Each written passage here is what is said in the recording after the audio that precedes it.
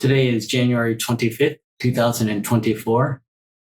I have decided to go to Eugenix to patch up this part of my hairline that I've been talking about and complaining about. I'd like to talk about both the problem and why I have chosen Eugenix as a possible solution. First, I'm going to comb my hair this way, over to the left. And let's just take a close look here. And you can see there's like a crescent. And then if you look really close, hopefully you can see that scar. It's a head injury scar. And the previous doctor I went to here in Thailand, she basically did everything she could to avoid this scar. I had mentioned a preference not to do that and to have it match this temple point on this side. And this has areas of weakness, but the shape is correct. And you can see how it meets at a point. This is about where this hairline meets at the temple point. Now can't see perfectly, but I'll try to do this as accurately as possible. But I can feel this recedes back to here. And if you look straight, might not be able to see, but this is higher. So let's just move both fingers across. And you can see that my fingers don't meet. So basically my hairline goes like this. And also there's just a flat line here. There's this recessed crescent here. So I need this filled in. I need a point here. And I need this to go not exactly straight across, but the same as this.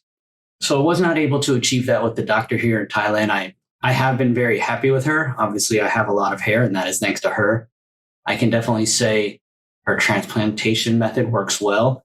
I have had great yield. I was very grateful that she was able to take from different parts of the body, not simply the head. That was really critical for me. Specifically listening to what I wanted and being able to achieve that, that's where my needs were not met. Also, as I mentioned, there's this one little piece of hair, little clump, I don't know, maybe 50 to 75 grafts that is pointing the wrong way. And if I try to push it back, it grows long enough I can push it back, but in general, it is angled wrong.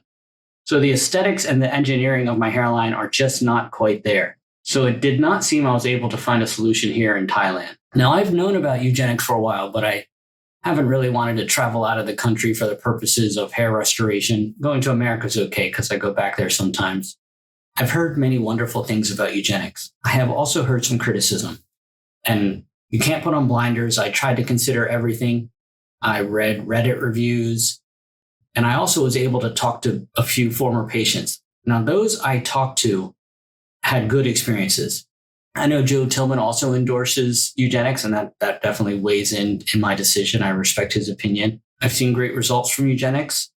I've watched videos, and I've been very impressed with everything the doctors have talked about. I have met former patients. Some people online have complained that the doctors don't do all the work, that the techs do a significant part of the work. Now, for me personally, that's not an issue at all. However, what is an issue is that the techs themselves are skilled. I don't think it's necessary for the doctor to physically perform every aspect of the procedure. They absolutely should be supervising it. They should be designing the hairline, making the slits. But that is not a strike for me. That actually can be a plus because the team of people working on your head can get the job done faster than just a single doctor. Now, that's my opinion. You don't have to agree with me. For me, that was not a negative. Other people have mentioned that they'll be operating on multiple people at once.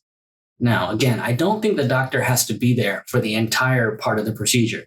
I have been places where the doctor, they just seem like they're on vacation. They'll check in and then they're really not monitoring what's going on. I'll have to go there and see that for myself, but I do not believe that's the case. So as long as the doctor is adequately supervising everything and paying attention, I understand it's a business. And if the techs know what they're doing and it's just a somewhat mundane task of sorting the grafts, implanting them, I don't think the doctor has to be sitting there constantly. So again, it's something I'll have to judge myself, but that too is not a negative. So I wanted to honestly bring up that I have heard those concerns. I certainly weighed them in. The other issue is Eugenix has become more expensive than it used to be. And I didn't become aware of this until recently. So as I mentioned, I was not able to find a solution here in Thailand. And it's also just in general difficult to get a doctor who can do head hair and body hair competently worldwide. So from everything I can tell, Eugenix could do that. So that was another plus for Eugenix. So all of these things that I read that concerned other people personally did not concern me. I am aware of them. I certainly noted them, but those were not strikes in my opinion. So I spoke with this representative, and then I had a choice. There was 3 different tiers, and I don't want to talk about the exact pricing because that changes. The lowest tier was you would just be assigned to any doctor at Eugenix, and I have to assume they're all good. And there was a significant savings for that, and for some people that would probably work fine. The 3rd tier was to work with Dr. Bonsall, Erica Bonsall. There actually would seem to be a parallel tier to work with Dr. Sethi, but I think he works with patients less now, so he has much less availability. I've personally engaged with Dr. Bonsall in the past in live videos. I've asked her questions. She's responded. And my case is difficult. I'm sympathetic that doctors didn't want to operate in this area when there are skull anomalies, there's scar tissue. I mean, I've been shot in the head. That's going to shock anybody and make them wary. Also, I probably have significant fibrosis. That's where there's like scar tissue buildup. So there's no doubt it's a challenge and it takes expertise. I have very little, my hair, it looks fine on the side, and part of that's because I've had SMP, but I'm definitely running low on head donor hair. And you really only want head donor hair in your hairline. So this is really my last chance. Paying Dr. Bonsall did require premium. And some people may think, okay, this is India, cost of labor is cheaper, you should not be paying this premium. But I certainly value her skill. And when I had a virtual consultation with her, I addressed everything I'm talking to you about. She fully addressed them. She was very honest about what I could expect. I want to use head donor hair and leg donor hair primarily. She advised me against using leg donor hair because though she can extract it successfully, its yield tends to not be as good. It has a different, shorter anagen phase, so it might just be growing at odd times. Now, I'm confident to use leg hair because my leg hair is thicker than normal, and I have used it successfully in the past. In particular, this lower Norwood 7 area and a couple areas up here, I had only leg hair transplanted in that area, and it grew fine.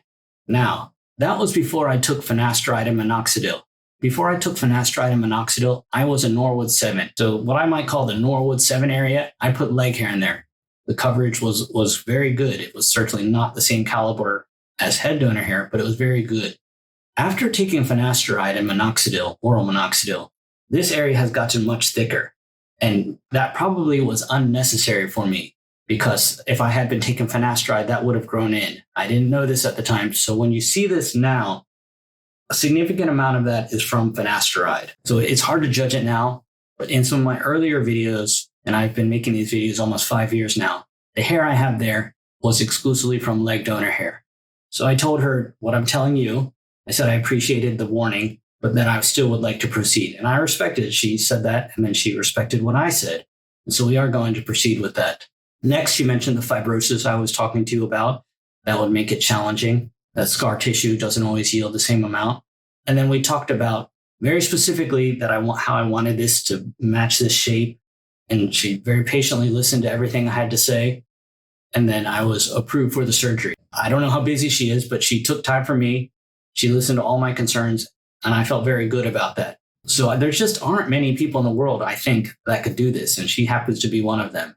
So I'm willing to pay a premium for that. She mentioned specifically not wanting to transplant beyond what my scalp could support. And again, I have many unique blood vessel, and I've had my skull literally taken apart.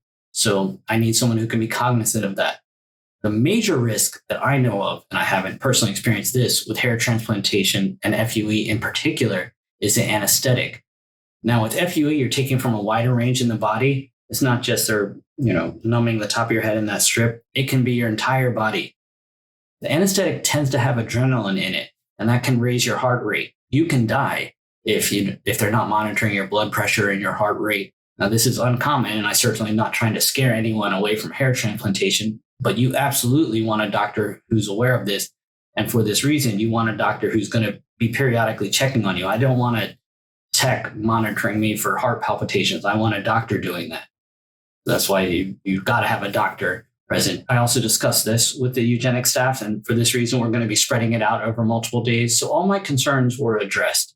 And I felt good about the conversation and that they were going to be able to achieve what I wanted to achieve. What we're going to do is try to get 2,300 grafts. We're going to try to get 1,500 for my head. That's really going to be pushing it. They're going to have to get every possible inch. And most of that will be in the hairline. Then we're going to try to get 800 leg grafts. I'm very confident that could be done easily. We probably can get a little more. Now that I want to use a little bit in this crown area. Though my hair looks good when it's pushed forward, it really looks quite good. But when I start to comb it up, and as I do this, I can't help but think of the movie Skyfall and Javier Bardem, I think was his name. When he takes off his jaw, first he looks like a nice, handsome guy, and then he takes off his jaw, and you're like, whoa.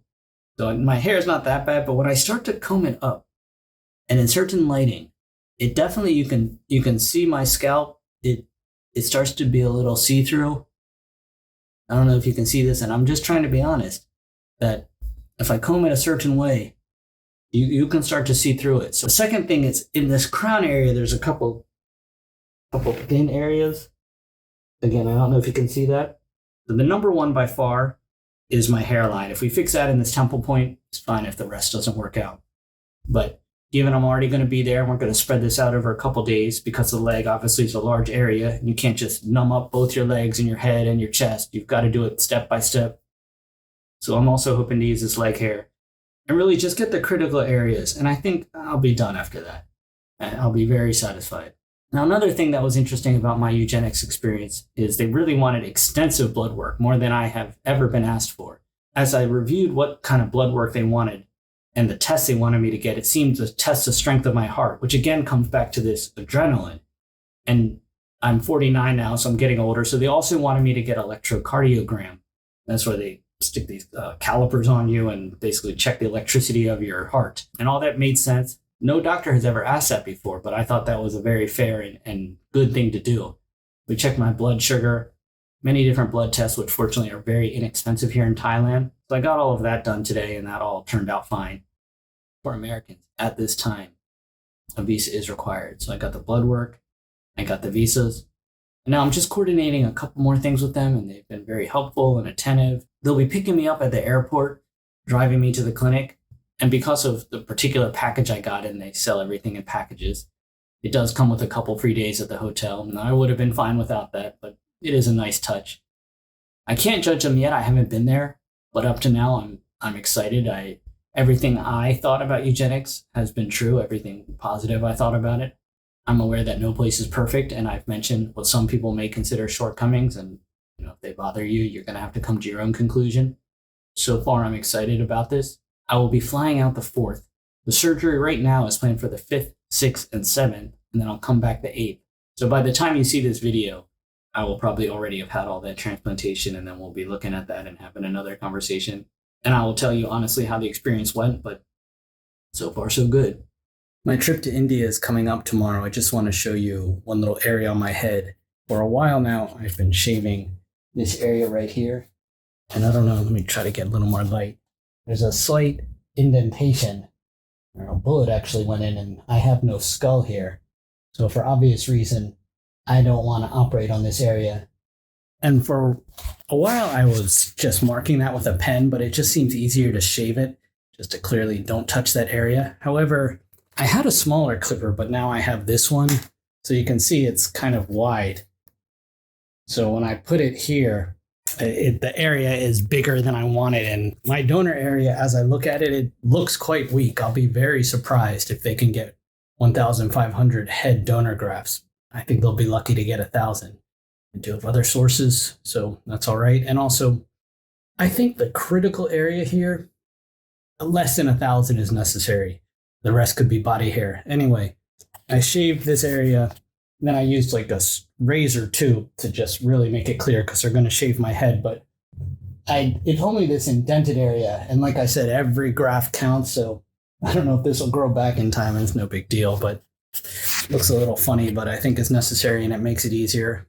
Maybe the only person in the world getting a hair transplant who has that particular problem. But it is what it is. So like I said, I'll be going to India tomorrow, and I'm excited and nervous. Because I'm not real familiar with India, but I'm sure I'll be fine. And I'll keep you updated as I go.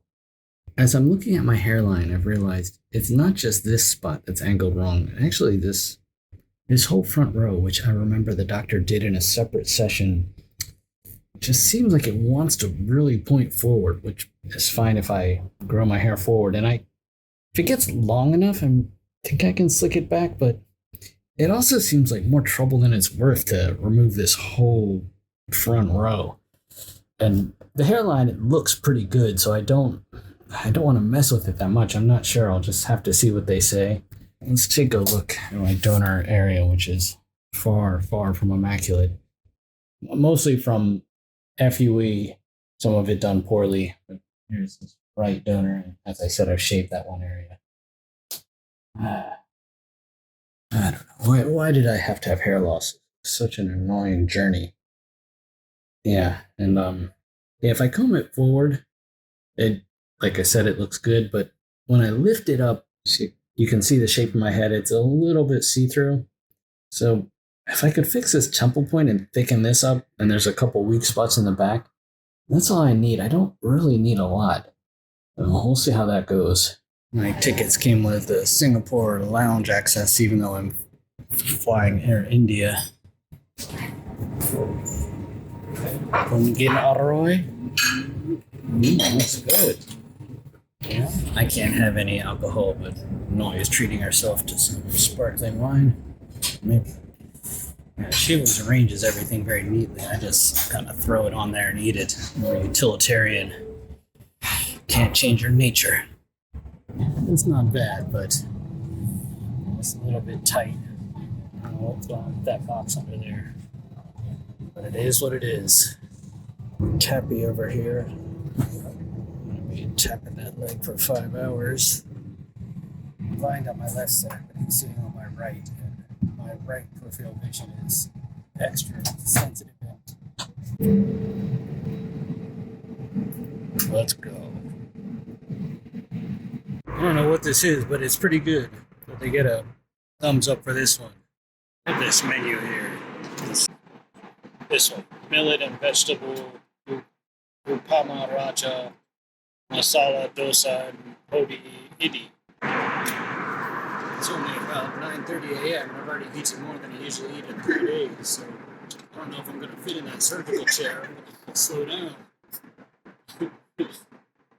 I've seen ketchup put on a lot of weird things, but there is nothing on this plate I would put ketchup on. I'm not a big fan of ketchup anyway. Rest